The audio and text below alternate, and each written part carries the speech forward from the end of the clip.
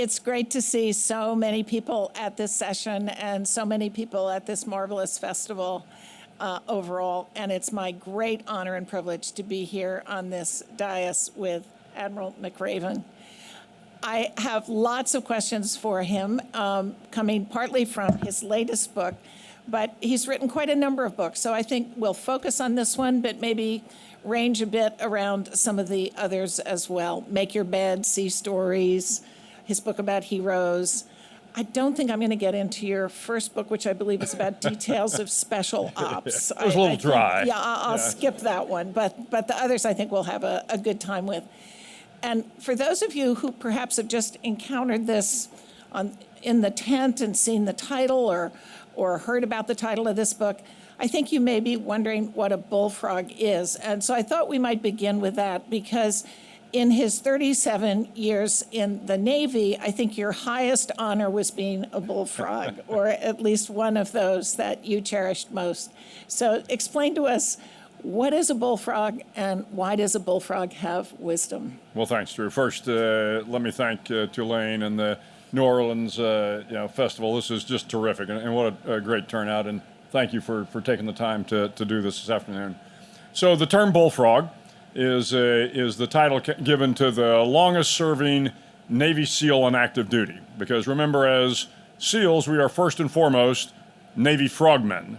So when you're a frogman and you're the oldest frogman, you are the bullfrog. But they give you this god-awful trophy that has on top of it a toad. It's not a real elegant-looking bullfrog, it's an ugly-looking toad.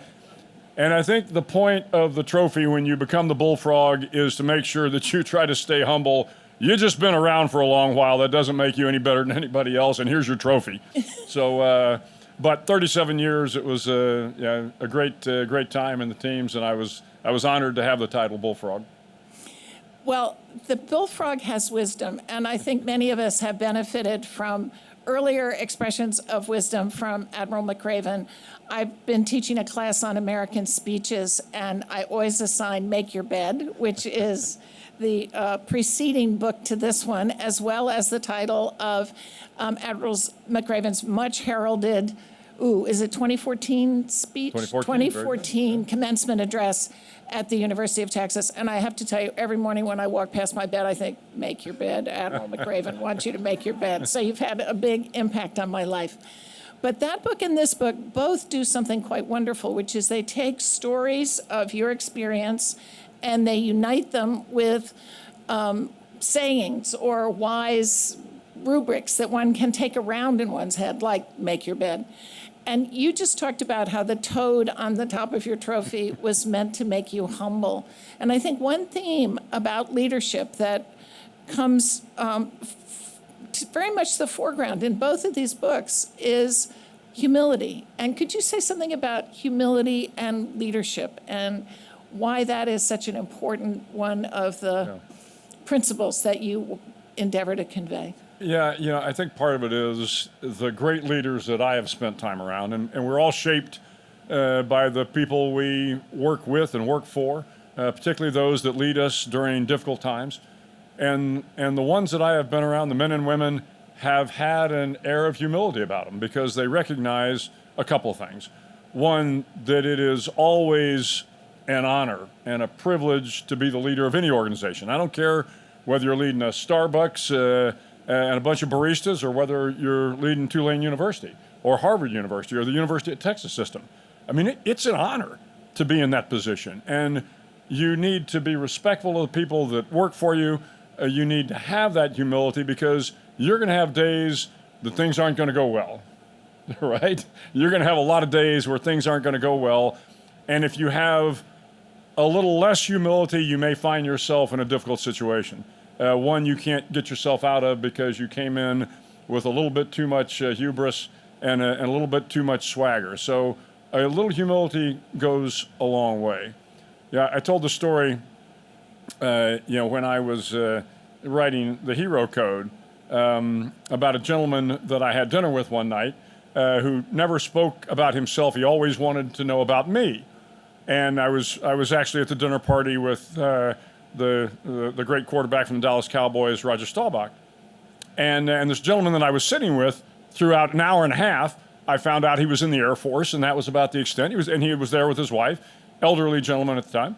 And we talked for a while, and he kept asking me about, well, tell me about your family and your kids. And I kept trying to come back to him, but he just kind of deflected it. And finally, dinner's over, and he was very gracious, invited me down to his place in New Braunfels. But as I'm walking out, Roger Staubach, the quarterback, turns to me and goes, I see you were talking to Charlie. I said, yeah, Charlie, what a wonderful guy. And Roger says to me, can you imagine what it must have been like? I said, what are you talking about? He said, I mean, can you just imagine what it would have been like to be Charlie? I said, Roger, walking on the moon. Can you imagine what it was like walking on the moon? And I'm like, what? General Charles Duke, the youngest man ever to walk on the moon. And in the 2 hours I was with him, he never mentioned that once. And I realized, and when I finally had a chance to talk to him as I was writing this chapter, he talked about the fact that when he came back from the moon, humility was not his greatest quality, but he got humbled very quickly because life got hard. And he became an incredibly humble man, and leaders like that, that's who you want to emulate. So yeah, I think humility is a very important aspect of leadership. Now, I may have missed it, but I think there might be a new saying in the offing, which is, when you've walked on the moon, wait for someone else to ask you about it. Maybe so. Maybe so. That's a perfect example of how you've just given us such insight by telling us a fabulous story.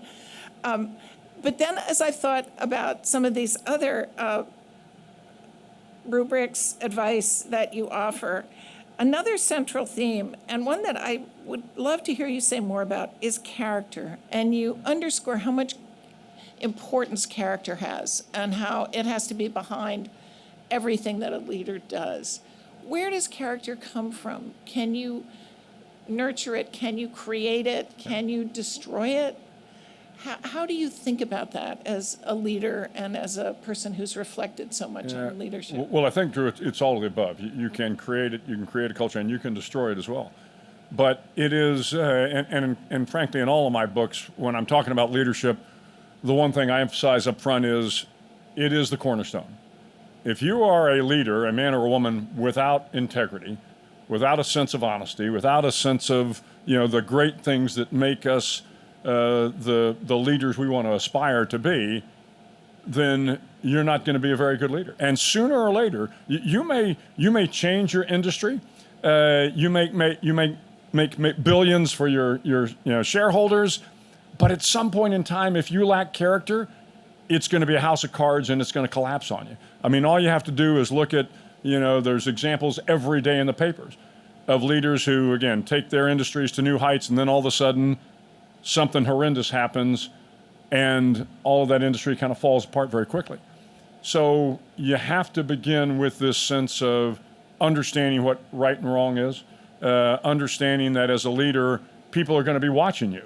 And if you are not a person of character, if you're not a person of integrity, then the people that are following you, they're going to assume that that is the new standard. That if you can misbehave, then they can misbehave. And then you create a culture that is a culture without the kind of character, without the kind of qualities that you need. So yes, the leader can absolutely build a culture of character, but it starts at the top. Mm-hmm. It absolutely starts at the top. And I would see it all the time in the military, in my time at the university, in my time in the corporate world. The great leaders are men and women that have this character, that create this culture. But make no mistake about it, it can crumble quickly as well. And again, we all stray from the path. Let's be clear about that. None of us are perfect. We're going to stray from the path. But if you know what your north compass is supposed to look like, you can kind of quickly get back on that path. And most of the time, followers will understand, look, we're all human. We make mistakes. You got to own those mistakes. You've got to earn the respect of the men and women that work for you again, and then you got to get back on that path. That's the only way I think successful leaders will take you through the challenging times from point A to point B. I think that's such an important dimension of your writing, because you emphasize certain tools that are good, like Troop the Line is a tool in a sense. It's something you can get up and do no matter who you are. But you also emphasize so emphatically what you just have said, which is underneath it there have to be there have to be these values that Have to be. are the bedrock on which you learn to exercise these different measures. And these values, I mean, for me, as I talk about in a number of the books, I mean, I was fortunate. I was raised by two great parents. My father was a World War II fighter pilot, football player, a little time in Korea. My mother was an East Texas school teacher. They had those kind of greatest generation qualities that, that they instilled into me. I mean, it was the classic hard work, never tell a lie, be honest. But I think as I went through my life, I mean, I was fortunate to have coaches and teachers and mentors in the military that continued to reinforce the importance of those qualities. So yes, it started with my family, but once again, you can get off the path if the next chapter in your life has got different people with different values. And so I teach a class at the University of Texas where I tell the students, I said, look, you've got to decide who you want to be. You've got to decide who you want to be. And then find people that mirror those qualities, and hopefully they're the right qualities, and build your life after people like that. And if you do that, you're going to be fine. What you just said makes me think of another. There are actually two rubrics, one in this book and one in Make Your Bed. One is you always have to have a swim buddy. And then there's something similar, and I'm forgetting what it is in Make Your Bed, about you shouldn't do things all by yourself. You need somebody to support you. Right. And I think what you've just said is that you don't do it alone, right? No. You have the people you look up to. You have the people who share at the same level with their strengths and get you through the tough times. Yeah, it's for us in the SEAL teams, we're called the SEAL teams for a reason, because we know it takes an entire team to get the job done. But I talk about in Make Your Bed, when I first got to SEAL training in the very first 6-8 weeks, you spend a lot of time with this thing called an inflatable boat small. It's a little rubber raft. And you carry it with you everywhere you go. You got 7 guys that carry this thing. It's on your head when you run to chow. You carry it up and down the sand dunes. You paddle it everywhere you go. But very quickly, the instructors give you a simple task. They want you to take this little rubber boat, paddle out through the surf zone, paddle down, and paddle in. That's it. Paddle out, paddle down, paddle in. And the way it is the boat, it's a little rubber boat, kind of comes into the surf. The number 1 guys, we call them, they're kind of keeping the bow of the boat pointed forward. The number 2 guys make sure it doesn't shimmy too much. Number 3 guys, they're pushing from behind. And then as the officer or the senior enlisted, as soon as you get in that boat, you're the coxswain. You put your oar in the water for steerage, and then you call the guys in. 1's in, 2's in, 3's in. And then you find out what teamwork is all about. Because if everybody in that boat doesn't dig just as hard as everybody else, if everybody in that boat doesn't follow the stroke count of the coxswain, you're not going to make it through the surf. And it is a great leadership and teamwork lesson, because you can be the smartest, the fastest, the strongest SEAL in that boat, but you can't paddle the boat by yourself. Mm-hmm. And I talk about that in Make Your Bed. And so this is something that we are taught very early on as Navy SEALs. Hey, it takes a whole lot of you to get through a mission, to get things done. But the other thing, back to the swim buddy, is the other lesson you learn early, because when we are divers, again, we're frogmen. So when you dive and you're diving under a ship at night, you are literally attached by a line to your swim buddy. And this idea in the SEAL teams is you never go anywhere, whether you're jumping out of an airplane, locking out of a submarine, doing an underwater ship attack, you're going to have a swim buddy.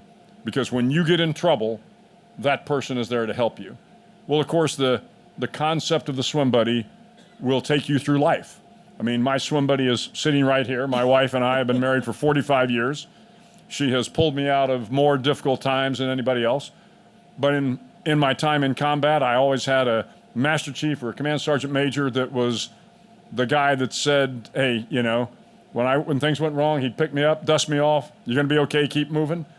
And I like to think when things weren't well for him, I returned the favor. You got to have somebody in your life that's going to help you through these difficult times, because none of us can make it on our own. It's a beautiful, beautiful sentiment, and one that I'll have to recite every morning along with Make My Bed. I'm going to I think I see your swim buddy here. Yep, I got a swim buddy. You talk in this book, in both books actually, this and Make Your Bed, and in Sea Stories as well, about risk. Yeah. And the importance of taking risk, but not too much risk. And there's a moment in Sea Stories where you said you developed a reputation a little bit of being someone who was on the edge in terms of taking risk. Right. Could you talk a little bit about how you think about risk and how you distill all that into the advice that you offer? Yeah. Well, it's, one of the things you have to do when you're in the special operations community is you have to recognize the challenge before you, the missions that are before you. And, the special operations community, we're given some of the hardest missions. It's the nature of why we're the special operations guy, because, I tell folks, look, we're not more heroic, we're not better than the conventional guys, but we are, we're given the best equipment and the best training to go do these hard jobs. But there's this belief out there that because we're Navy SEALs, when we see this hard job, it's a hostage rescue, it's a raid, we just kind of grab our guns and go. Nothing could be further from the truth. The fact of the matter is, you're going to have to deal with risk, but always you want to reduce that risk to a manageable level. And then the expectation is your guys are going to be good enough that risk you're unable to manage, they, because of their talent and their skill set, will be able to deal with whatever comes up in that. But we spend a lot of time planning missions. They never show it in the movies because it's not sexy, a bunch of SEALs up on a whiteboard, trying to figure out how we're going to do this thing. But 75% of our time is spent planning a mission so we can reduce that risk. And then, things are going to go bad on a mission, and then that your training is going to kick in to take care of that. Early on in my career, it took me a while before I appreciated how to reduce the risk. And I was a risk taker. I believed it was an important aspect of who we were. And every once in a while, that risk didn't pay off. And, you get punched in the gut. You have to go back and reevaluate, and you say, where did I mess up? Why didn't this play out the way I thought? Back to being humble. Let me tell you, war will humble you pretty quickly. Training will humble you pretty quickly. The nature of the work we do humbles you when you think you've got it all wired. And as we say, no plan survives first contact with the enemy. Things are never going to work like you expect them to. But you have to understand that risk and how to manage that risk so that you can get the job done. And maybe a little bit like the man who never said he landed on the moon. Admiral McRaven is not giving the most extraordinary example of this risk-taking, which maybe it's not the most extraordinary, but it certainly was arresting to me to read about it, which is the capture of Osama bin Laden. And there is no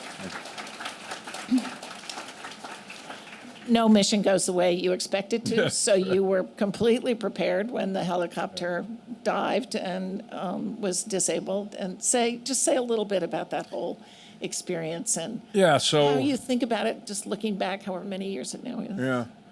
Yeah. For me, of course, my special operations unit, we had been tasked always to, whenever there was a lead on bin Laden, we kind of went and ferreted it out. And of course, most of them turned out to be, as we say, dry holes. He just wasn't there. But in December of 2010, the chairman of the Joint Chiefs of Staff, Admiral Mike Mullen, came to visit me in Afghanistan. And Admiral Mullen used to come out routinely to meet with the guys and the gals who were working with us. And he said, hey, let's go up in your office and talk. So we go up in the office and he says, look, the CIA thinks they have a lead on bin Laden. And they may want you to come back to D.C. here in a couple of weeks and talk to him about it. I said, okay, sir, I got it. But candidly, I was probably, in my mind, a little dismissive because we'd had a lot of leads on bin Laden. And none of them had panned out. But a couple of weeks later, I get the call. I go back to Langley, to CIA headquarters Langley, and I meet with the deputy director, Michael Morrell. And Morrell shows me this picture of this compound. You probably see it's kind of a trapezoid-shaped compound in a place called Abbottabad. And he said, look, if your guys had to go take down this compound, how would you do it? I said, it's compound. It's what some element of the force was doing in Iraq. We were doing 20 to 25 missions a night. In Afghanistan, we were about doing 10 to 12 missions a night. And so your average mission in Afghanistan, you'd take 40 Army Rangers and 20 Navy SEALs. You put them on 2 big helicopters. You fly from a forward operating base for about an hour. You land about 10 kilometers from the target. The guys get out of the helicopters, they foot patrol to the target so the enemy doesn't hear you coming. Rangers set up a blocking position so the target can't be reinforced. SEALs get up on the wall, they lock it down, and then believe it or not, we would come out with a bullhorn and say, come out with your hands up. That generally didn't work. And when it didn't, things tended to get a little sporty. We'd get the bad guy, put him on a helicopter, and come back. So that's what an element of the force was doing a lot in Afghanistan. So I looked at the compound. I said, yeah, I mean, it's a little bigger, but no big deal. I think we could handle this. Well, he said, okay, thanks very much. Well, about a week later, I come back, and now they give me all the intel they have on a guy they referred to as the Pacer. And so the Pacer would come out of this 3-story building every day around noon and would walk around the courtyard and clearly getting some exercise. So the Pacer would come out, always had a couple of kids with him, and would kind of walk around and about an hour getting some exercise and then go back into the building. Well, I think it was early March sometime, I started having meetings with the president and his national security team. Obviously, it was very close hold, so it was President Obama, Vice President Biden, Secretary Clinton was the Secretary of State, Bob Gates was Secretary of Defense, Mike Mullen, the chairman, and Leon Panetta was the director of the CIA. And there were a couple more folks in the room as well. And every time we'd start this, the president would turn to Leon Panetta, the director of the CIA, and say, well, Leon, what do you think? Is this bin Laden or not? And Leon Panetta would always say, well, Mr. President, I think it's bin Laden, but I got to be honest with you. There are a lot of the analysts at CIA headquarters that do not think it's bin Laden. And so every time we would have a meeting, I had, 5 or so meetings with the president prior to the last time in April, we would start with this question. And this will go down as one of the greatest operations in the history of the CIA, and rightfully so. Both all the intel we had, overhead intelligence and technical intelligence and all this, we just couldn't determine whether or not the Pacer was in fact bin Laden. Well, the second to the last meeting I'm in with the president, he had called in a guy named Mike Leiter. Mike was the director of the National Counterterrorism Center, which was another arm of the intelligence agency. And he asks, Mike Leiter, he says, well, I want you to red team CIA's intelligence. Basically, kind of check their homework. I could tell it didn't make Director Leiter very comfortable. But about a week later, in the last meeting I was in, so it was the last day of April, we start the meeting off, and the president turns to Mike Leiter and he says, well, Mike, what'd you find out? And Leiter says, well, Mr. President, we've reviewed CIA's intelligence, and we think the chance that it's bin Laden is anywhere between 60% and 40%. But when he said 40%, I'm thinking to myself, well, this mission's over. Who in the world is going to authorize a bunch of SEALs to fly 100 and, maybe 200 miles from Afghanistan into Pakistan to a compound that was about 3 miles from the Pakistani West Point, 3 miles from a major infantry battalion, a mile from a police station, and oh, by the way, the Pakistanis have nuclear weapons. Who's going to authorize this? So I told the president, I said, sir, I'm heading to Afghanistan. I'm going to command the mission from there. If you decide to go, great, I'll have the guys ready. If not, we'll just get back to work in Afghanistan. So I left on a Wednesday. I arrived there on a Friday. And as soon as I arrived back in my office, I get a call from Leon Panetta. And he says, Bill, the president's made the decision that the mission's a go. And I remember thinking to myself, wow. And I have told folks, look, irrespective of what side of the political aisle you might be on, I think this will go down as one of the boldest decisions in modern presidential history because we just didn't know whether or not the Pacer was bin Laden. Well, the next day, the president calls me, and I always appreciated this phone call because there was the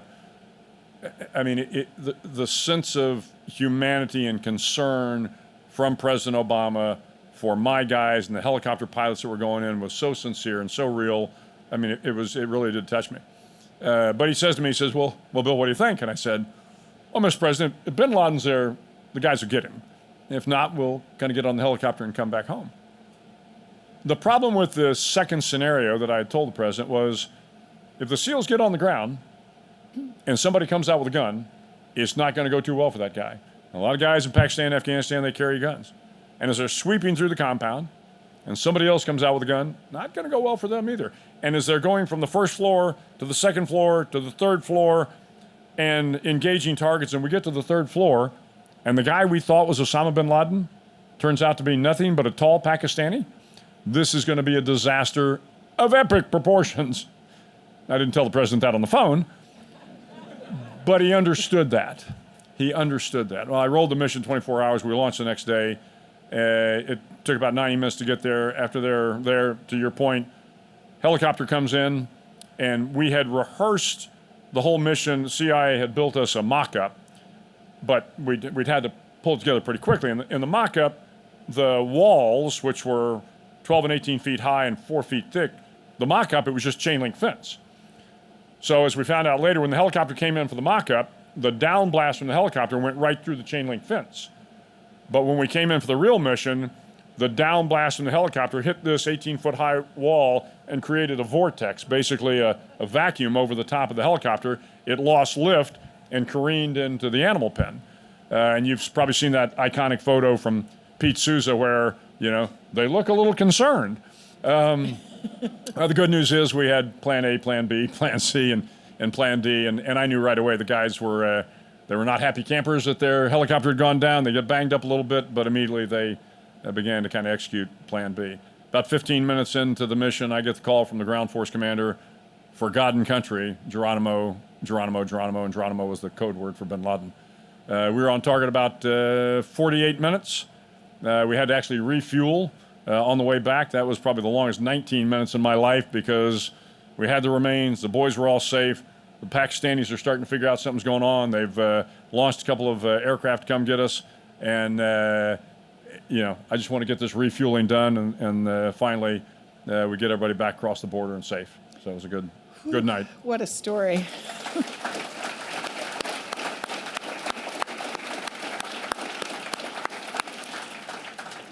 And then it was up to you to say, this is not just a pacer. Yeah. Didn't you have to finally confirm so the identification? Yeah, so that iconic photo, it's interesting because a lot of people think that is the White House Situation Room. It is actually not the White House Situation Room. It is a little ante-room. If you look closely at the photo, the gentleman in the middle is General Brad Webb, Air Force officer, terrific Air Force officer. He worked for me, and I'd sent him to the White House to be my liaison with Admiral Mullen. But they all kind of came into his room at one point in time because he had connectivity with me and he was seeing what I was seeing. So now as the helicopter's coming back over the border, the president is on the video teleconference with me. And he says, well, Bill, do you know whether or not it's bin Laden? I said, sir, look, I need to go look at the remains before I'm going to tell the president of the United States that this is bin Laden. And my command center, makeshift command center, was just a short drive over to the airfield. So I head over to the airfield. I get there about that time. The SEALs are landing. They bring the remains in, and I was able to pretty quickly determine that it was bin Laden. I mean, it obviously didn't look too good. A couple of rounds, and the beard was maybe a little bit shorter, but it was pretty clearly bin Laden. And had an opportunity to kind of go back and tell the president, sir, I think we got the right man. I said we got 100% sure we need DNA, which we did have DNA sent off to the FBI and quickly determined that it was him. Such an amazing story.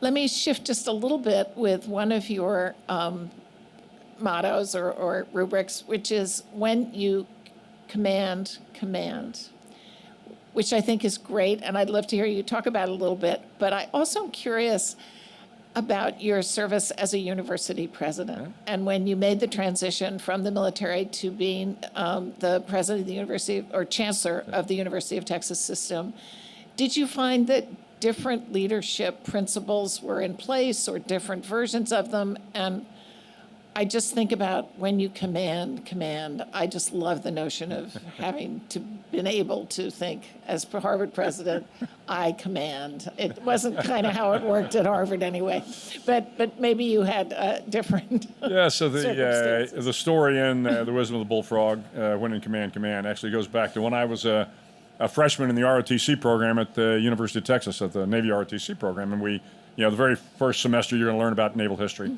And this is in Austin, Texas, and not far from Austin is Fredericksburg, where Admiral Chester Nimitz was born and raised. And Chester Nimitz went on to be Fleet Admiral during World War II, but the story is set in World War II. It's June of 1942, so it's 6 or 7 months after the bombing of Pearl Harbor. And Nimitz is having to make the decision whether or not he is going to sail what's left of the Pacific Fleet to this small island out in the Pacific called Midway. And all his staff is telling him this is a bad idea. The Japanese will be waiting for you. If we lose the fleet at Midway, we will probably lose the Pacific theater and the war, and that will be over. So his staff is telling him it's a bad idea. The folks from Washington are telling him this is a really bad idea. So he goes to see an old friend of his, Admiral Bull Halsey.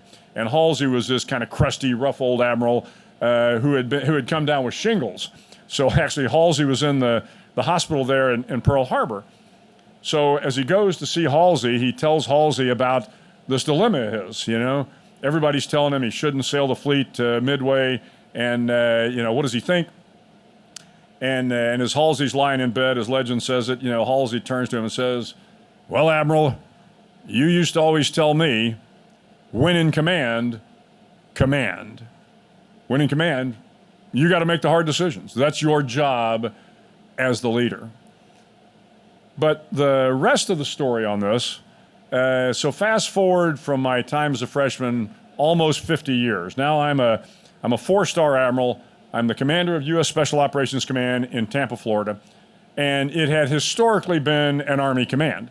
I love my soldiers, but there was a lot of Army paraphernalia everywhere. I mean, there was swords and shields and patches. And so one day as I'm leaving my office, the senior master sergeant who was Air Force master sergeant who was out front, I said to her, "Hey, Dana, get me something nautical in my office. I don't know, get me like Nimitz's desk or something."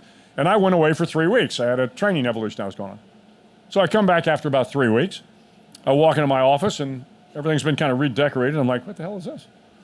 And I go out and I said, "Dana, what's all this stuff in here?" And she says, completely deadpan, she says, "Well, Admiral, you told me to get you Nimitz's desk, so I got you Nimitz's desk." I was like, what? And then she smiled. She said, "Yeah, the Naval Archives loaned me Admiral Nimitz's desk." And so for 3 years, I sat at his desk.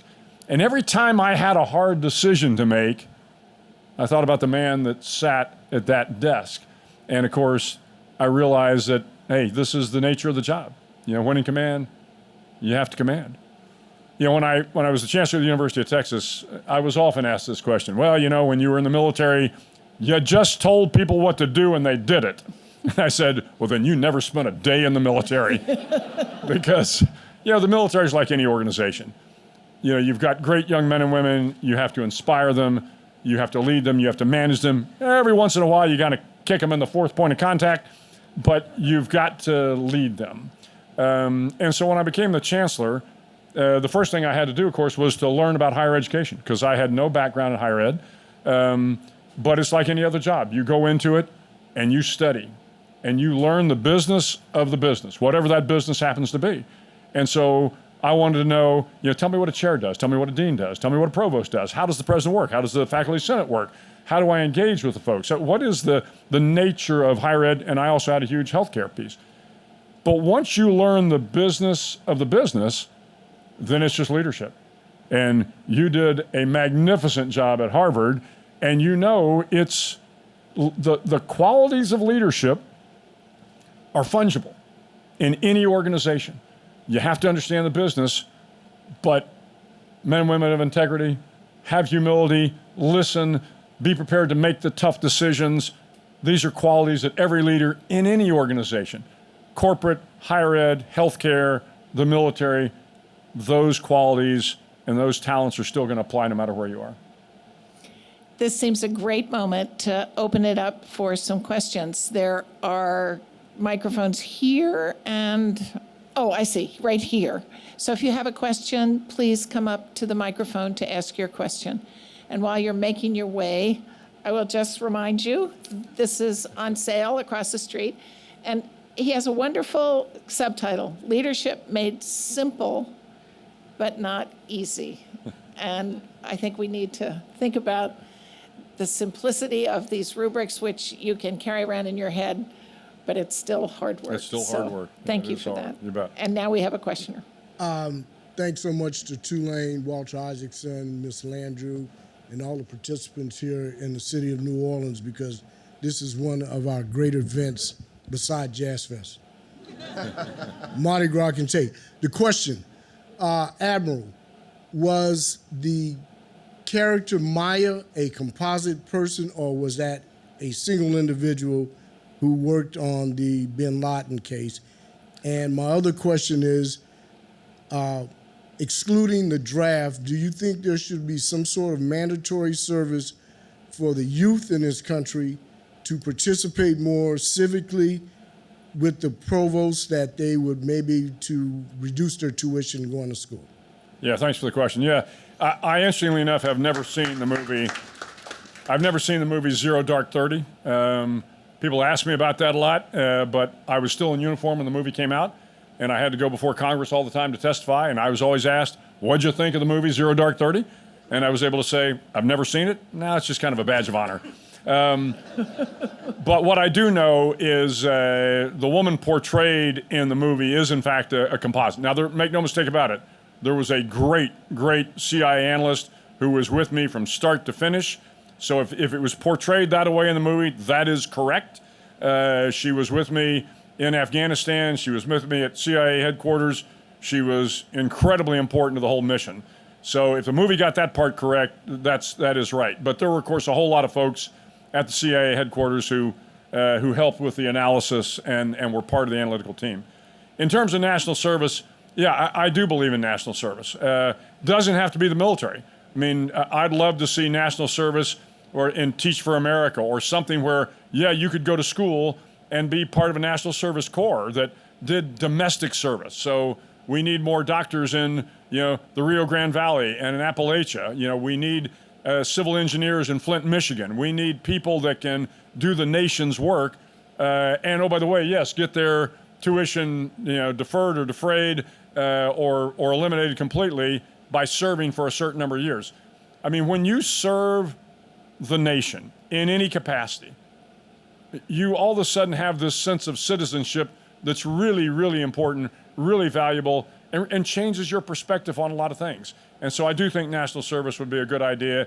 I mean, I know there are a lot of problems, a lot of complications with it, but there would be a lot of good, I think, that would come out of it as well.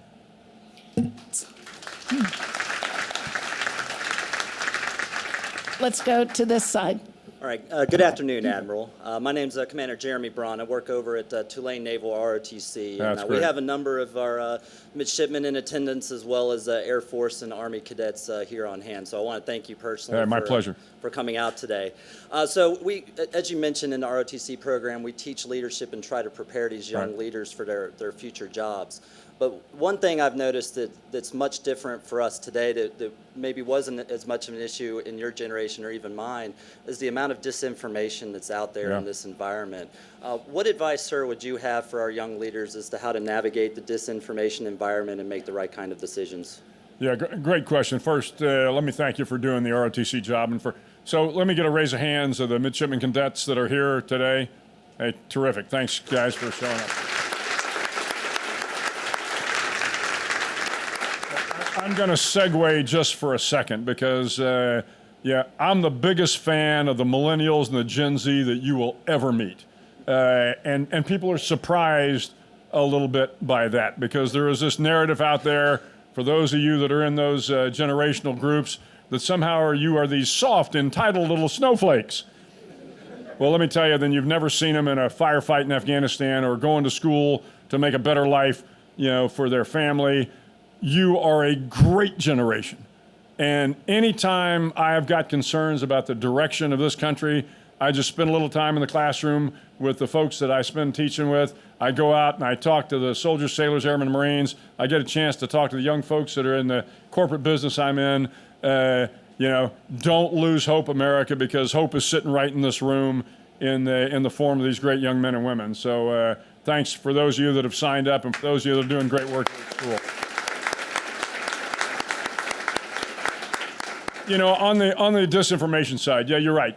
Not something I ever had to deal with in my 37-year career. I mean, kind of late in the career. But this is where, you need smart, educated people. I mean, I'm the biggest believer in K through 12 education and a university education as well, because we've got to get people out there that can tell the difference, that can curate the news, that can look at both sides of an argument, that don't find themselves just, fixated on, one station or one news source. You're going to have to listen to both sides of the argument and then be smart enough to figure out where the facts fall.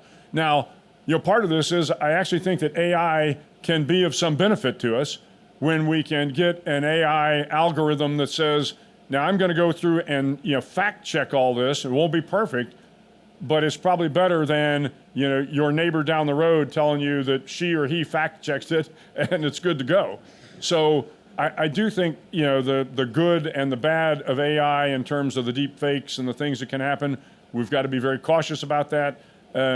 But I also think it is our obligation as readers, consumers of news, to work hard to get to the ground truth. Thank you, sir. Please. Hello, my name is Bella Castro. I'm a business student here at Tulane. First off, what an honor it is to have you here. Oh, You were my childhood hero. Thank you so much for coming. My and pleasure. Hookem. I have a question for you. Gen Z, we are frequently stuck in our own heads, and as university students, we're stuck in our own heads. Yep. How did you get out of your own head when you were our age? Okay, when you say stuck in your own head, expand on that a little bit. Preoccupied by what's to come, your feelings. Okay, that I can handle. So, and I will tell you, part of it was maybe I was just too young and too dumb, because I wasn't looking 20 years out. I mean, I've got kids that are older than you are, but my youngest one is trying to plan her life for the next 20 years. And sometimes you say, look, absolutely have a plan. But you need to understand, everybody needs to understand that plan will probably never unfold the way you expect it to. And that's okay. That's okay. Don't get too preoccupied with the future. Do the best you can at where you are now. And what I found in my time in the military was just that. And, in the military, I moved about every 2 years. And every 2 years, you'd be at a new location. And I didn't think too much further past that. It's like, okay, I got a job to do. I'm going to do the best I can where I am. I'm going to focus on this, and then things will work out. Now, you also have to have an eye open for opportunities. Back to Drew was talking about risks. I mean, there's a couple times when I said, I'm going to go here. And everybody said, no, that's not a good career path for you. You need to go here. In fact, when I joined the SEALs, there was no career path. And the head of my ROTC unit, on the day that I was getting commissioned, he comes up to me and he says, Bill, you were great. I was the battalion commander of the ROTC unit. He said, I'm really sorry that you're not going to have much of a career by being a SEAL. Okay. And he was a terrific leader. But, sometimes you see what you want to do. You got to have passion about what you want to do, but do the best where you can, and then it'll all work out. That's great. Please. Hello, Admiral. Good afternoon, and thank you so much for being here. My pleasure. It's an honor to talk to you. I'm a sophomore at Tulane and a staff writer for the Hullabaloo.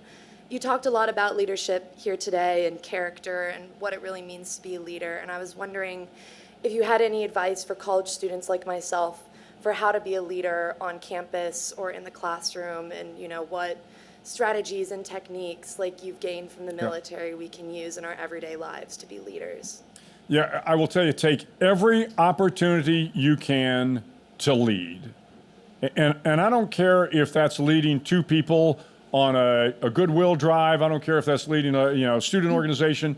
Take every opportunity you can, because the more opportunities you get, the more lessons you're going to learn. I mean, the great thing about the military is they give you an opportunity. From the time you're a midshipman, in my case, and certainly as an ensign, in the SEAL teams, I started off, I had 7 guys. Then you had 14 guys. Then you had 40 guys. And each step along the way, you're going to make mistakes. You hope at some point in time that the mistakes get smaller and smaller and less. But if you don't put yourself out there because you're like, I'm not sure I'm ready to lead. You're never ready to be the best leader or the complete leader. Get out there, take every opportunity to lead. And that's how you're going to learn to be a great leader. Trial and error. It's hard. We have to stop now, I'm sorry to say, but I want to ask you to give tremendous thanks and appreciation to Admiral. Thank you very much.